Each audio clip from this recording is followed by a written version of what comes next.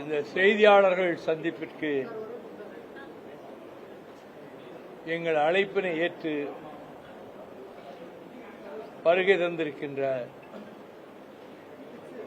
செய்தியாளர்களுக்கும் தொலைக்காட்சி ஊடக நண்பர்களுக்கும் மறுமலர்ச்சி திராவிட முன்னேற்றக் கழகத்தின் சார்பில் எனது நன்றியை மகிழ்ச்சியோடு தெரிவித்துக் கொள்கிறேன். கழகத்தின் 32வது பொதுக்குழு இன்று காலை சரியாக 10 மணிக்கு தொடங்கியது.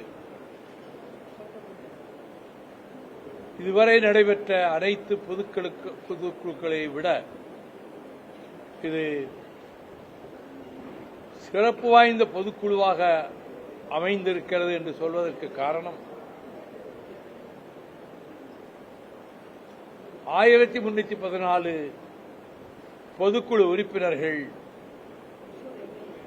152 சிறப்பு அழைப்பாளர்கள் ஆக மொத்தம் 1466 பேர் இன்றைக்கு பங்கேற்றிருக்கிறார்கள். புதிதாக தேர்ந்தெடுக்கப்பட்ட துணை பொதுச் செயலாளர்கள் முன்னாள் சட்டமன்ற உறுப்பினர் பூமிநாதன், முன்னாள் நாடாளுமன்ற உறுப்பினர் டாக்டர் கிருஷ்ணன், தொண்டர் படை வார்ப்பாளரும்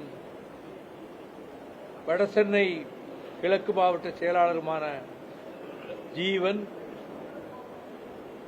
ஏற்கனவே இருக்கின்ற துணை பொதுச் செயலாளர்கள் செஞ்சி AK மணி, டாக்டர் ரோஹயா அவர்களோடு சேர்ந்து இந்த 3 பேரும் இன்றைக்கு புதிதாக தேர்ந்தெடுக்கப்பட்டவர்களாக பொறுப்பேற்றிருக்கிறார்கள். ஆட்சி மன்ற குழு உறுப்பினராக குமரி மாவட்ட செயலாளர் வழக்கறிஞர் வெற்றிவேல் தேர்ந்தெடுக்கப்பட்டார்.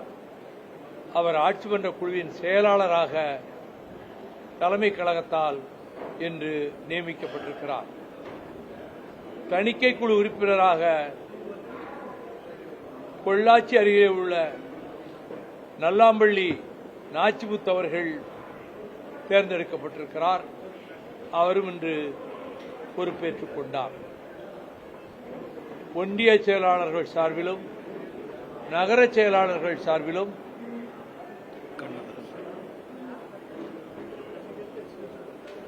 இப்படி தேர்ந்தெடுக்கப்பட்ட ஆட்சி மன்ற குழு உறுப்பினர்களில் திருப்பத்தூர் கண்ணதாசன் அவர்களும் ஆட்சி மன்ற குழு உறுப்பினராக தேர்ந்தெடுக்கப்பட்டிருக்கிறார். ஒன்றிய செயலாளர்கள் சார்பில், நகர செயலாளர்கள் சார்பில், பொதுக்குழு உறுப்பினர்கள் சார்பில், செயற்குழு உறுப்பினர்கள் சார்பில், மாவட்ட செயலாளர்கள் சார்பில், அணி அமைப்பாளர்கள் சார்பில் ஒருவர் பின் ஒருவராக வந்து அவர்கள் தங்கள் கருத்துக்களை தெரிவித்தார்கள். அதன் பிறகு துணை பொதுச் செயலாளர்கள் 5 பேரும் தங்கள் கருத்துக்களை தெரிவித்தார்கள். பின்னர் பொருளாளர் செந்திலதிபன் அவர்களும் கழகத்தின் அவைத்தலைவர் ஆடிட்டர் அர்ஜுனராஜ் அவர்களும் உரையாற்றிய பின்னர் இந்த பொதுக்குழுவை சிறப்பாக ஏற்பாடு செய்த தென்சென்னை மேற்கு மாவட்ட செயலாளரும் மாநகராட்சி மன்ற உறுப்பினருமான வழக்கறிஞர் சைதை சுப்பிரமணியம் அவர்கள் மிகச் சிறப்பாக இந்த பொதுக்குழு வருகிற வழியிலும் கொடிகளும் பேனர்களும் அமைத்து, நுழைவாயிலையும் சிறப்பாக அமைத்து, பொதுக்குழு உறுப்பினர்கள் வருகை பதிவேடுகளிலே கையெழுத்திட்டுத்தான் அனுமதி பெற்று உள்ளே வர வேண்டும். அதற்கான பந்தலும் அமைக்கப்பட்டு மிக முறையாக எல்லாம் அமைக்கப்பட்டிருந்தன. பொதுக்குழுவில் திராவிட முன்னேற்றக் கழகத்தின் கூட்டணியை விட்டு மறுமலர்ச்சி திராவிட முன்னேற்றக் கழகம் உடனடியாக விலக வேண்டும், எக்காரணத்தை முன்னிட்டும் அதில் தொடரக்கூடாது என்ற கருத்தைத்தான் உரையாற்றிய அனைவருமே வலியுறுத்தி பேசினார்கள். இந்த கருத்து சொல்லப்பட்ட போதெல்லாம் அரங்கம் அதிர அனைவரும் ஒரு சேர கரவொலி எழுப்பி ஆரவாரம் செய்தார்கள். நாங்கள் இப்படி முடிவெடுப்பதற்கு முன்னதாகவே 2 நாட்களுக்கு முன்னதாகவே திராவிட முன்னேற்றக் கழகத்தைச் சேர்ந்த முன்னாள் மத்திய அமைச்சர் எங்கள் இயக்கத்தை பற்றி கொச்சைப்படுத்தி சில சொற்களை வீசினார். நாங்கள் ஏற்கனவே விலகி போய்விட்டதாக அவர்களின் அமைப்பு செயலாளரும் அதற்கு 2 நாட்களுக்கு முன்னால் கூறினார். அனைத்துக்கும் மேலாக இப்பொழுது போட்டியிட்ட 4 இடங்களில் திராவிட முன்னேற்றக் கழகத்தின் தலைமையிலான மதச்சார்பற்ற முற்போக்கு கூட்டணியில் நாங்கள் போட்டியிட்ட 4 இடங்களில் கடையநல்லூர் தொகுதியிலும் சீர்காழி தொகுதியிலும் நாங்கள் வெற்றி பெற்றிருந்தோம். சீர்காழி தொகுதியில் வெற்றி பெற்று தேர்ந்தெடுக்கப்பட்ட சட்டமன்ற உறுப்பினராகிய வழக்கறிஞர் செந்தில் செல்வன் அவர்கள் நேற்றைய தினத்திலேயே அவருக்கு உயர்நிலை குழுவுக்கு சிறப்பழைப்பு அனுப்பப்பட்டிருந்தும் அவர் அதில் பங்கேற்கவில்லை. ஆனால் ஊடகங்களுக்கு கொடுத்த பதிலில் தான் மறுமலர்ச்சி திராவிட முன்னேற்றக் கழகத்தில் நீடிக்கவில்லை என்றும் திமுக கழகத்திலே இணைந்து விட்டதாகவும் அவர் நேற்றே கருத்து கூறிவிட்டார். கடையநல்லூர் தொகுதியிலே தேர்ந்தெடுக்கப்பட்ட வழக்கறிஞர் திமு ராஜேந்திரன் அவர்கள் இன்றைய பொதுக்குழுவில் பங்கேற்கவில்லை, கலந்து கொள்ளவில்லை. ஆனால் பொதுக்குழு நடந்து கொண்டிருக்கின்ற பொழுது ஒரு பதிவை அனுப்பினார். அதில் தான் மறுமலர்ச்சி திராவிட முன்னேற்றக் கழகத்திலேயே நீடிப்பதாகவும் மறுமலர்ச்சி திராவிட முன்னேற்றக் கழக பிரதிநிதியாகத்தான் தான் சட்டமன்றத்தில் செயல்படப் போவதாகவும், எனவே தான் வர இயலாமையை தவறாக எடுத்துக்கொள்ள வேண்டாம் என்ற விதத்தில் அவர் பதிவு அனுப்பியிருந்தார். அவர் அனுப்பியிருந்த பதிவை பொதுக்குழுவிலே நான் தெரிவித்தேன். அவர் மறுமலர்ச்சி திமுக கழகத்தில் இருந்து தான் விலகவில்லை என்ற கருத்தை பதிவு செய்திருக்கிறார். சட்டமன்ற நடவடிக்கைகளில் எவ்வாறு தான் நடத்தப்பட போகிறோம் என்பதை பொறுத்து அவர் முடிவு மேற்கொள்ளப் போவதாகவும் சூசகமாக அந்த பதிவிலே சுட்டிக்காட்டியிருக்கிறார். கழகம் இன்றைக்கு எடுத்திருக்கக்கூடிய முக்கியமான அரசியல் முடிவு என்பது ஒருமனதாக அனைவரும் பொதுக்குழு உறுப்பினர்கள் தெரிவித்த கருத்தின் அடிப்படையில் திராவிட முன்னேற்றக் கழகத்தின் தலைமையிலான மதச்சார்பற்ற முற்போக்கு கூட்டணியிலிருந்து விலகிக் கொள்வதென்று தீர்மானிக்கப்பட்டது. அதே நேரத்தில் இந்த விலகலை குறித்த விளக்கத்தை தருகின்ற வேளையில் நான் ஒன்றை குறிப்பிட்டேன். பாரதிய ஜனதா கட்சியினுடைய ஆதிக்கம் தமிழகத்திலே ஊடுருவிவிடக் கூடாது என்பதற்காகத்தான் கடந்த 9 ஆண்டு காலமாக திராவிட முன்னேற்றக் கழகத்தின் தலைமையிலான கூட்டணியில் நாங்கள் உறுதியாக இருந்தோம். எந்த இடத்திலும் அரசை ஒரு சொற்கூட நாங்கள் விமர்சித்தது கிடையாது. திராவிட முன்னேற்றக் கழகத்தின் தலைமையை முதலமைச்சர் பொறுப்பிலே இருந்த மாண்புமிகு சகோதரர் தளபதி ஸ்டாலின் அவர்களை பாராட்டி மெச்சி உச்சிமேல் வைத்து மெச்சி போற்றி அப்படித்தான் என்று அத்தனை 9 ஆண்டு கால உரைகளும் இருந்தனவே தவிர ஒரு சிறு அளவிலே கூட ஒரு சொல் விமர்சனமாக நாங்கள் வைத்ததில்லை. ஆனால் தேர்தல் முடிவுகளுக்கு பிறகு பரவலாக வெளிவந்த செய்திகளில் அனைத்து இந்திய அண்ணா திராவிட முன்னேற்றக் கழகத்தின் ஆட்சி அமைவதற்கு திராவிட முன்னேற்றக் கழகம் ஆதரவு கொடுப்பது என்ற ஒரு நிலைப்பாடு மேற்கொள்ளப்பட்டதாகவும் பின்னர் அண்ணா திராவிட முன்னேற்றக் கழகத்திலும் அதிலே பல சட்டமன்ற உறுப்பினர்கள் எதிர்ப்பு தெரிவித்ததாகவும் சகோதரி கனிமொழி உள்ளிட்டோர் இந்த முடிவை ஏற்கவில்லை என்றும், ஆனால் அப்படி ஒரு நிலைப்பாடு எடுக்க இவர்கள் முன்வந்ததாக மார்க்சிஸ்ட் கம்யூனிஸ்ட் கட்சியுடைய அகில இந்திய பொதுச் செயலாளர் தோழர் பேபி அவர்கள் ஒரு கருத்தை சொல்லியிருந்தார். மார்க்சிஸ்ட் கம்யூனிஸ்ட் கட்சியினுடைய தமிழ் மாநில செயலாளர் தோழர் சண்முகம் அதே கருத்தை பிரதிபலித்திருந்தார். இந்திய யூனியன் முஸ்லீம் லீக் சார்பிலும் இப்படி ஒரு கருத்து உலவியது என்பதை அவர்களும் குறிப்பிட்டிருந்தார்கள். அது அப்படி ஒரு நிலைப்பாடு எடுக்கப்பட்டது உண்மையாக இருக்குமானால் அதைவிட மிகப்பெரிய பொலிட்டிக்கல் ஃப்ராட், அரசியல் மோசடி வேறொன்று இருக்க முடியாது. வடதுருவம் தென் துருவமாக இருந்தது மட்டுமல்ல, மக்கள் திலகம் எம்ஜிஆர் தொடங்கிய கட்சி அண்ணா திராவிட முன்னேற்ற கழகம்.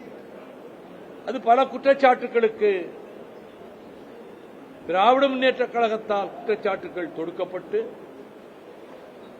அதற்கு பிறகு திராவிட முன்னேற்ற கழகம் ஆட்சி பொறுப்புக்கு வந்தது. திராவிட முன்னேற்ற கழகத்தை மிக கடுமையான குற்றச்சாட்டுகள் அதிமுக வைத்தது. அப்படியானால் இப்படி ஒரு நிலைப்பாடு எந்த பின்னணியில் எடுக்கப்பட்டது, எதற்காக எடுக்கப்பட்டது, என்ன காரணத்துக்காக எடுக்கப்பட்டது என்பது வெறும் புதிராகத்தான் இருக்கிறது. இப்படி ஒரு நிலைப்பாட்டை மேற்கொள்ள முயன்றார்கள் என்று அறிந்த மாத்திரத்திலேயே இனி திராவிட முன்னேற்ற கழகத்தோடு தோழமை நீடிப்பது சாத்தியமற்றது என்ற முடிவுக்கு நாங்கள் வந்தோம். எங்கள் இயக்கத்திலே இருந்து வெளியேறிய முன்னாள் துணை பொதுச் செயலாளர்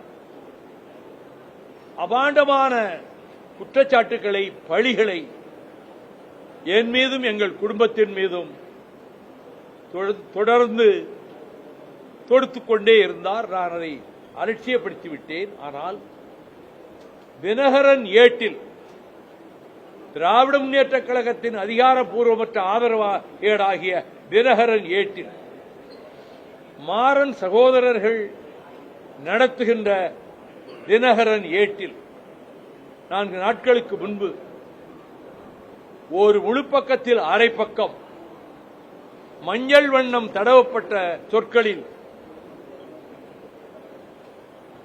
அப்பட்டமான பொய்களை, அபாண்டமான அவதூறுகளை நான் விஜயிடம் 50 கோடி வாங்கிவிட்டேன் என்று, கோடி கோடியாக நான் எங்கள் குடும்பத்தாரும் திருச்சி எம்பியும் சம்பாதித்து விட்டோம் என்றும்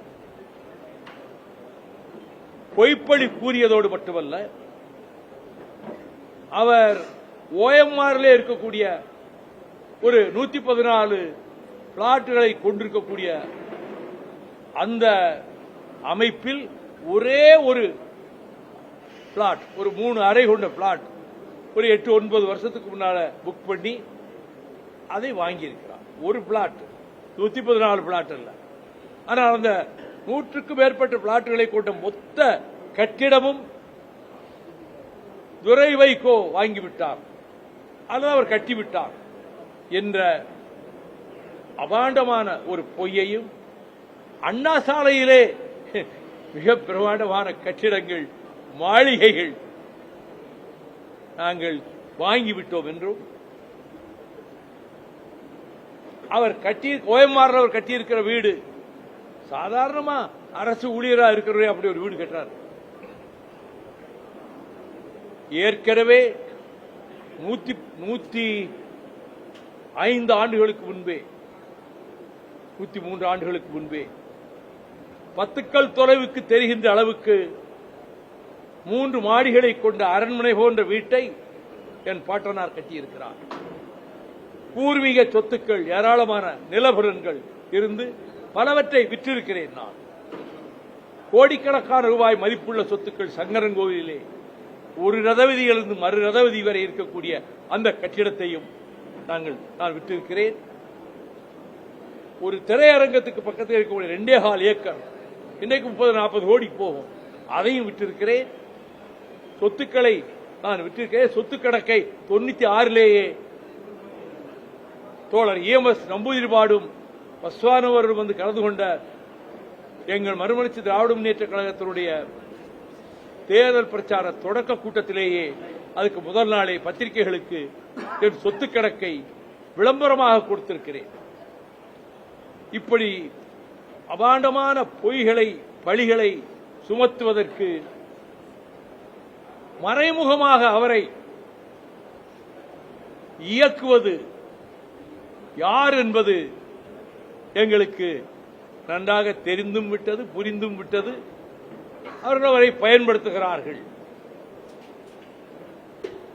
இப்படி அபாண்டமா பழி சுமத்தி இருக்கிறாரே.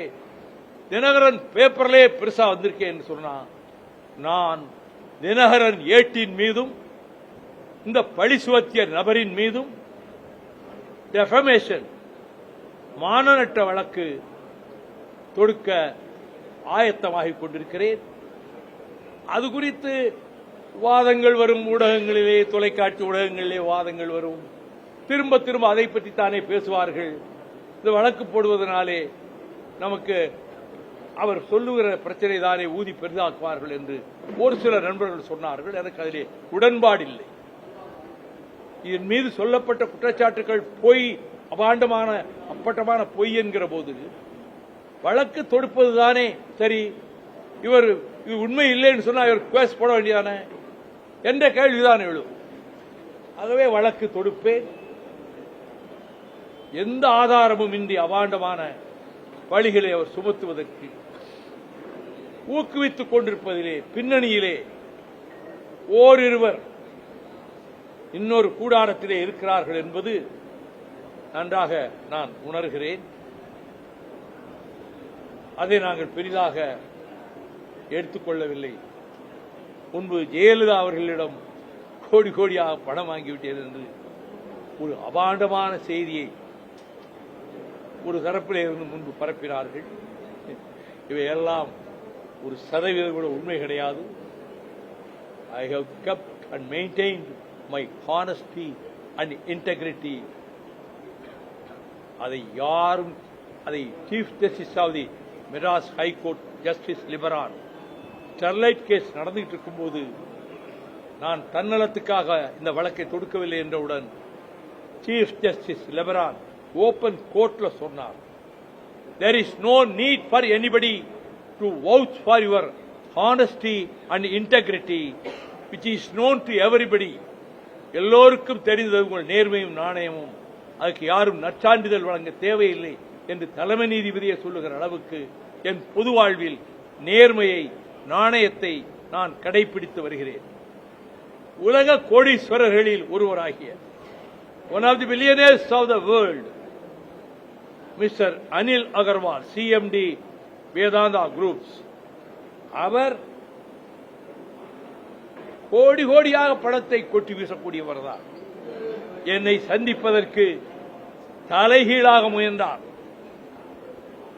ஏர்போர்ட் லவுஞ்சிலே என்கிட்ட வந்து விசிட்டிங் கார்டை கொடுத்துட்டு ஒரு 5 minutes என்கிட்ட பேச முடியுமான்னா, எதுக்குன்னு ஒரு அப்பாயின்மெண்ட் கொடுங்க, உங்களை தனியா வந்து சந்திக்கணும்னா, I will never meet you சொன்னேன். அதுக்கு ஒரு வாரம் கழிச்சு அட்டர்னி ஜெனரல் ஜி ராமசாமி டெல்லியில இருந்து எனக்கு போன் பண்ணி உங்களை பார்க்கறதுக்காகவே நாளைக்கு வர்றேன், எங்க சந்திக்கன்னு கேட்டாரு. எங்க ஹெட் குவார்டர்ஸ்க்கு அங்க தாயகத்துக்குன்னு சொன்னேன்.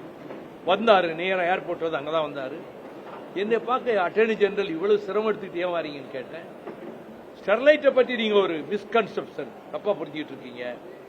அதனுடைய சிஎம்டி மிஸ்டர் அகர்வால் உங்களை சந்திக்க விரும்புகிறார். நீங்க எங்க வர சொல்றீங்களோ அங்க வருவார். ஒரு அப்பாயின்மெண்ட் கொடுங்க. அதை உங்ககிட்ட கேட்கிறதுக்காகத்தான் நான் வந்தேன், சொல்வதற்காகத்தான் வந்தேன் என்றார்.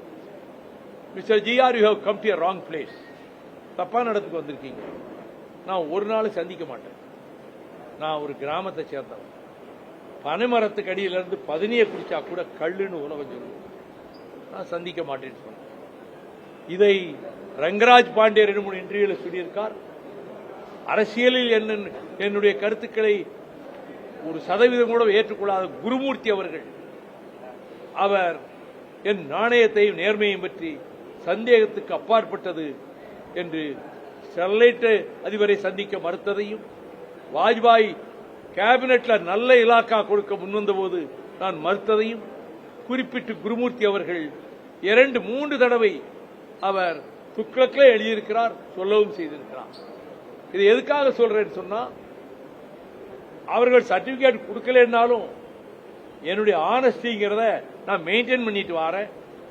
டில் my end, till I breathe my last, I will maintain my honesty and integrity and sincerity. That is above question. ஆனால் இந்த குற்றச்சாட்டுகளுக்கெல்லாம் பதில் சொல்வதற்காகத்தான் இந்த பொதுக்குழுவிலே சில விளக்கங்களை கொடுக்க நேர்ந்தது. நாங்கள் திமுக கழகத்தின் தலைமையிலான கூட்டணியிலிருந்து வெளியேறிவிட்டோம், விலகிவிட்டோம்.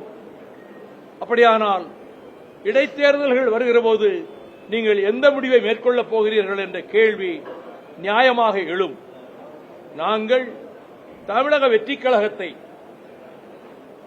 முதலமைச்சராக இருக்கிற மாண்புமிகு ஜோசப் விஜய் அவர்கள் தலைமையிலான ஆட்சிக்கு ஆதரவாக நாங்கள் தமிழக வெற்றி கழகத்தை இடைத்தேர்தல்களில் ஆதரிப்போம்.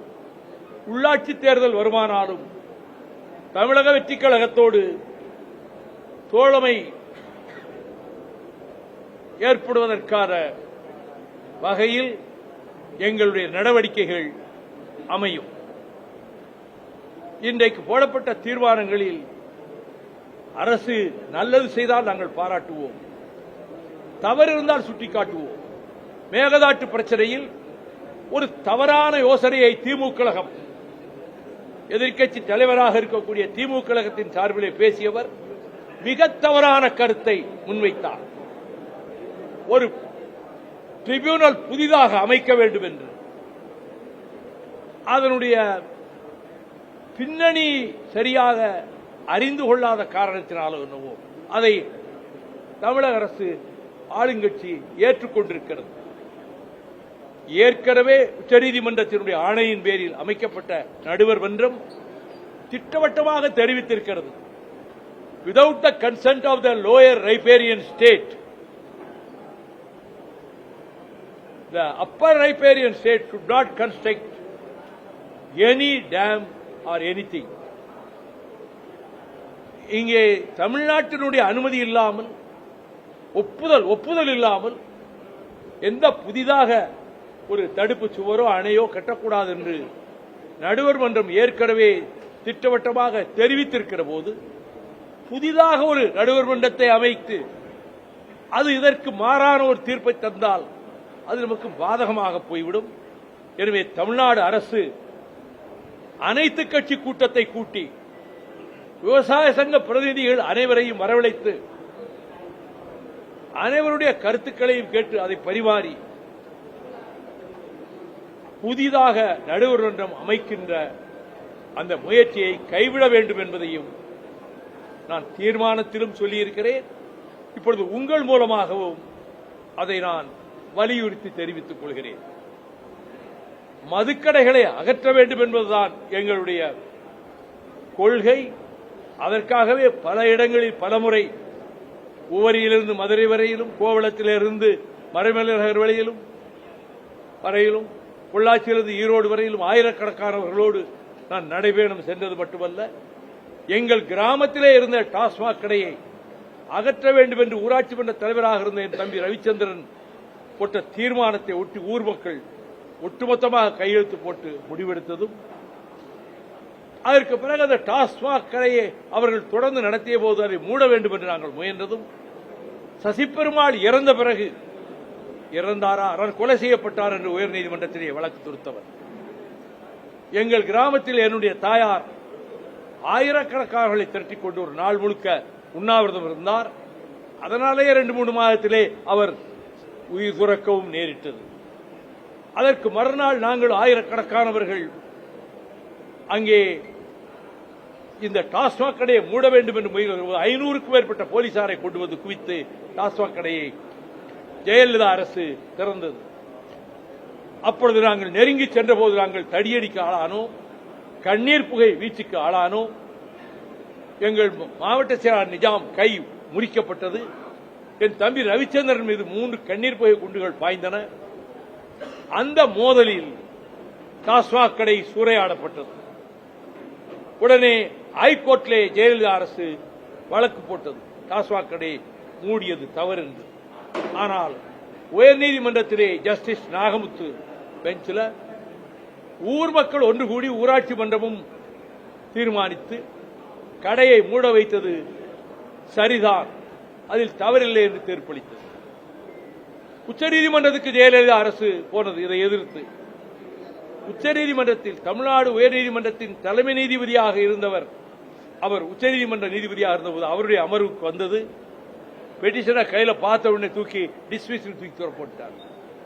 எங்கள் ஊரில் அதை அகற்றியதைப் போலவே நாடெங்கும் இந்த மதுக்கடைகள் டாஸ்மாக் கடைகள் மூடப்பட வேண்டும் என்பதற்கான விழிப்புணர்வை ஏற்படுத்துவதற்காகத்தான் நான் அந்த 3 முறை நடைபயணத்தையும் மேற்கொண்டேன். இப்பொழுது ஓரளவு கடைகளை மூடியிருக்கிறார்கள். இது போதாது, படிப்படியாக ஒவ்வொரு கட்டமாக விரைவாக கடைகளை மூடி முழு மதுவிலக்கையும் இந்த அரசு கொண்டு வர வேண்டும் என்பதுதான் எங்களுடைய கோரிக்கையாகும்.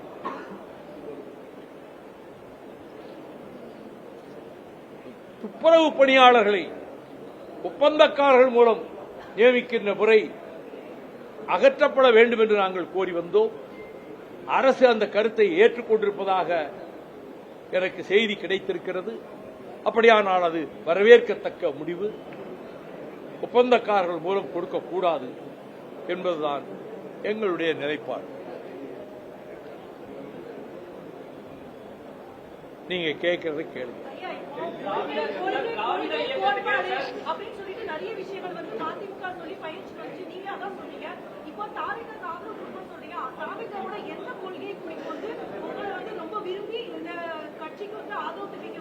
Corruption is a root cause for all evils.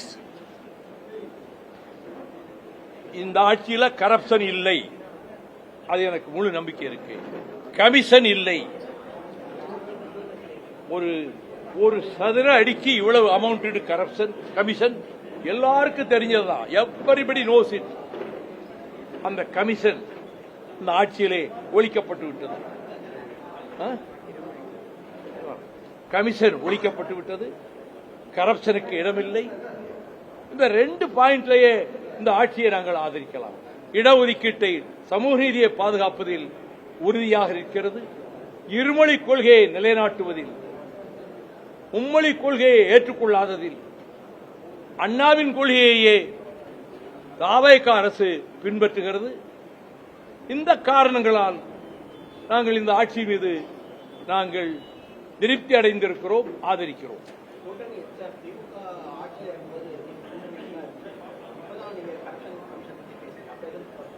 என்னங்க,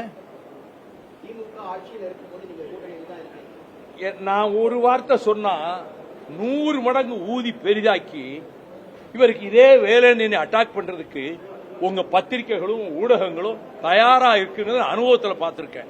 அதனாலதான் நான் விமர்சிக்கல.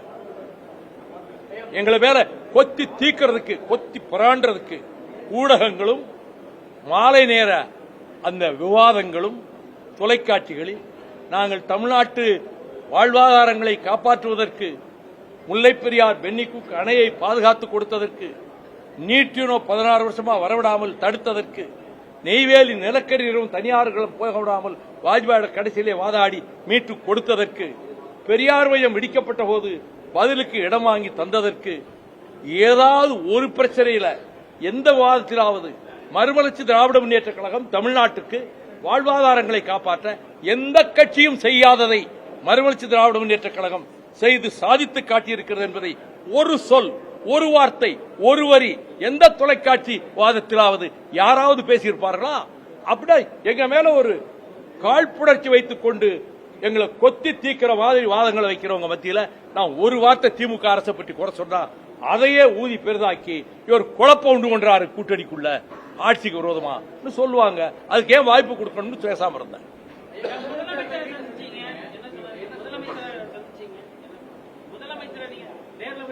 ஆமா, சந்திச்சேன்.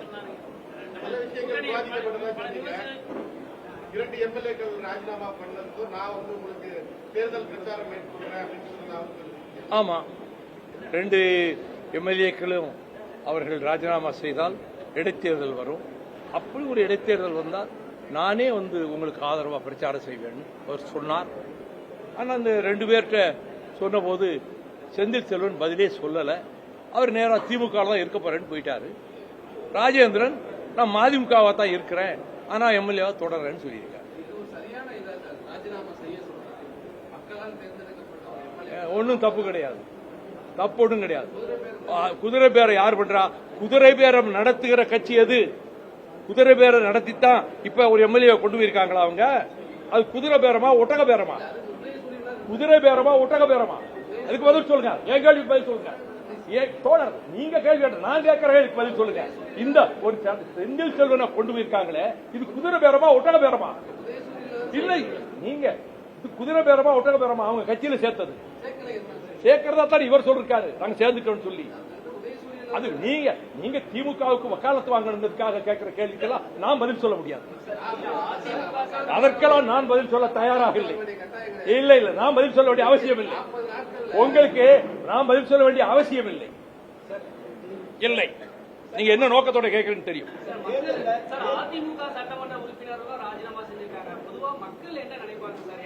மக்கள் ஒண்ணும் நினைக்க மாட்டாங்க, நியாயம் நினைப்பாங்க, ஏத்துக்கிடுவாங்க.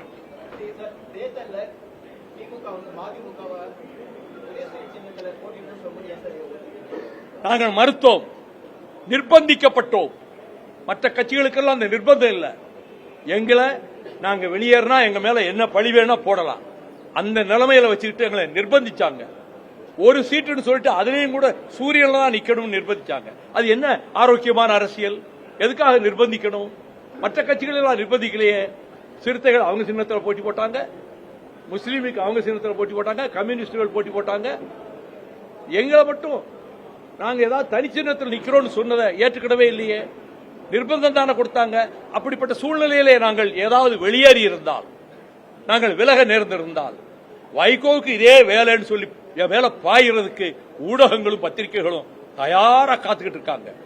ஆமா, அதனால அதுக்கு இடம் கொடுக்க வேண்டாம்னு அமைதியா இருந்தேன். அது எதுக்கு அஞ்சாதவர்? மரணத்துக்கு அஞ்சாதவர், அவ்வளவுதான். அவச்சொல்லுக்கு அஞ்சுகிறவன், படிச்சொல்லுக்கு அஞ்சுகிறவன்.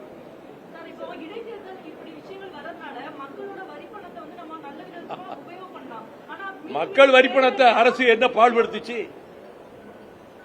இதுலயே உயர போகுது, வரிப்பணம் போய் வீணாயிர போகுது. சொல்லுங்க சார். இல்ல, எல்லாத்திலையும் கமிஷன், எல்லாத்திலையும் கரப்ஷன். அது மக்கள் சொத்து தானே. அதுக்கு தான் இப்ப பதில் சொன்னேன்ல. ஒரு வார்த்தை சொல்லி இருந்தாலும் எங்களை போட்டு பெறான்றதுக்கு பல பேர் காத்துக்கிட்டு இருக்காங்கல்ல, எங்க மேல பழி போடுறதுக்கு. அதனால பேசாம இருந்தோம். அதெல்லாம் இல்ல, அதெல்லாம் இல்ல. சொன்னா மற்றவங்களெல்லாம் விட்டுருவாங்க, எங்களை மட்டும் தனிமைப்படுத்தி அட்டாக் பண்ணுவாங்க. மற்ற கட்சிகள் என்ன வேணா பேசட்டும், ஏதாவது நீங்க விமர்சிக்கிறீங்களா? அவங்க என்ன நிலைப்பாடு எடுத்தாலும் எம்டிஎம்கேனா உங்களுக்கு கிள்ளுக்கிறேன்.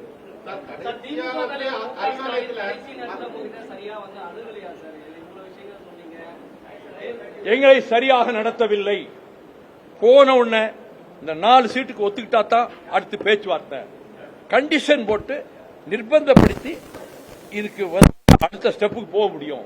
எடுத்த எடுப்பிலேயே நீங்க இதை கையெழுத்து போட்டு தான் ஆகணும். அப்பதான் பேச்சுவார்த்தையை தொடர முடியும். இந்த 4 சீட்டுக்கு மேல ஒரு சீட்டு கொடுக்க வாய்ப்பே இல்லைன்னு ரொம்ப அழுத்தம் திருத்தமா ஆணித்தரமா சொன்னாங்க. ஏங்க சண்டை போடுங்கிறீங்களா? அறிவாலயத்தில் அவங்களோட சண்டை போடுங்கிறீங்களா? எப்போ அது அவுட் ஆஃப் கான்டெக்ஸ்ட் அதுன்னு சொல்லக்கூடாது. எந்த நேரத்தில் எந்த பேச்சுல எந்த வரி வந்ததுன்னு எடுத்து சொன்னா தான் முடியும். நீங்க முட்டைக்கட்டையா இப்படி சொன்னா அதை ஏத்துக்கிட முடியாது. ஆமா, கூட்டணியிலே இருந்தபோது கூட்டணி தர்மத்தை காத்து சில தவறுகளை மனசிலே உணர்ந்தாலும் கூட விமர்சனம் செய்யாமல் இருந்தேன். எங்க குழு போச்சு? இல்ல, எங்க குழு போச்சு. அவங்க முதலமைச்சர் யார்ட்டையும் பேசலையே, அவங்க குழுவைத்தானே நியமிச்சிருந்தாங்க. அந்த குழு தான் பேச்சு.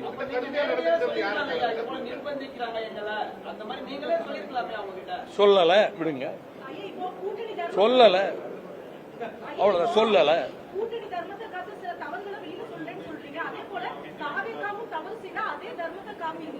தவறு செய்தால் சுட்டிக்காட்டுவோம்.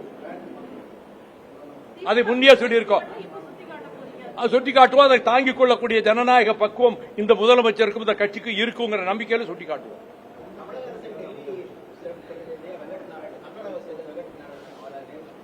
அது பற்றி எந்த கருத்தும் சொல்ல நான் விரும்பவில்லை.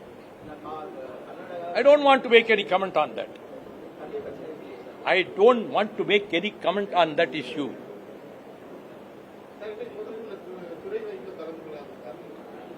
ஒரு முக்கியமான ஒருவருக்கு உடல் நலம் இல்லை, அவரை பார்க்கறதுக்காக மருத்துவமனைக்கு போயிருக்கார் திருச்சியில். அதனால வந்து அதெல்லாம் ஒன்றும் இல்லை.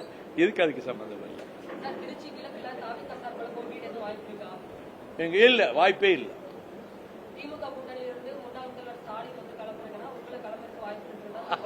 இதெல்லாங்க கற்பனையான யுகங்கள், கனவுல கூட நினைக்காத யுகங்கள்.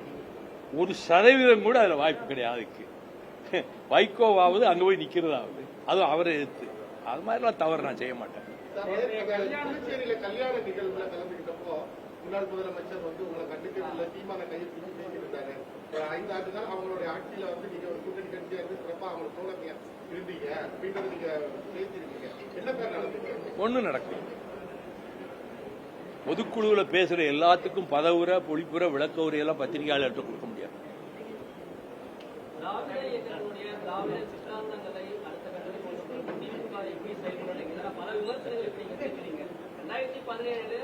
அதிமுக திராவிட கொள்கையை பாதுகாப்பதற்காக தான் திமுகவுடன் போகிறோம், கொள்கை கூட்டணி சொன்னீங்க. இப்போ திமுக எப்படி செயல்படுது?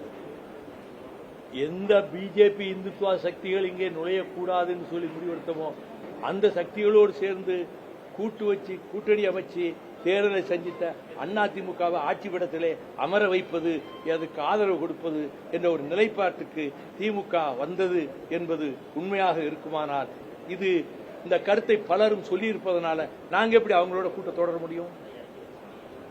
This is my answer. யாருடைய அரசியல் அது ஒரு நல்ல கட்டமைப்பான கட்சி, ஒரு ஸ்ட்ராங் ஸ்ட்ரக்சர் உடைய கட்சி, கட்டுக்கோப்பான கட்சி. அவங்க இந்த கட்சி எதையும் ஃபேஸ் பண்ணி அவங்க ரன் பண்ணுவாங்க. நான் குறையெல்லாம் சொல்ல, நான் தளபதி மு க ஸ்டாலினை பற்றி எந்த குறையும் சொல்ல விரும்பவில்லை. நம்புகிற வரைக்கும் ஆதரிச்சுக்கிட்டு இருப்போம், மாறுபட்டு போனா எதிர்ப்போம்.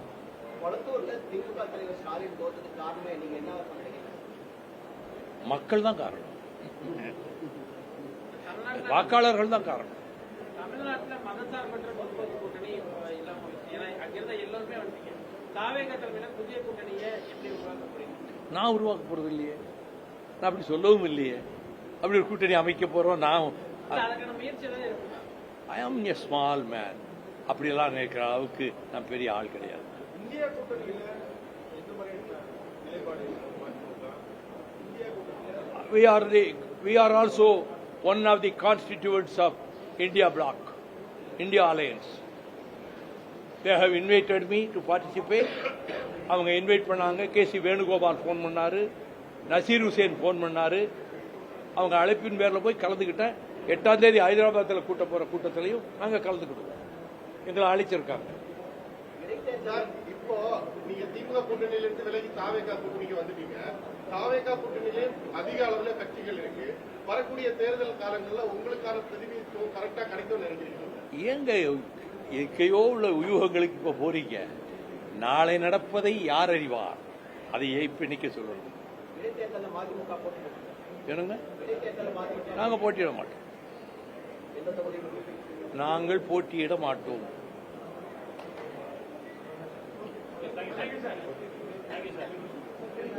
Thank you very much for not putting any more embarrassing questions. Thank you very much.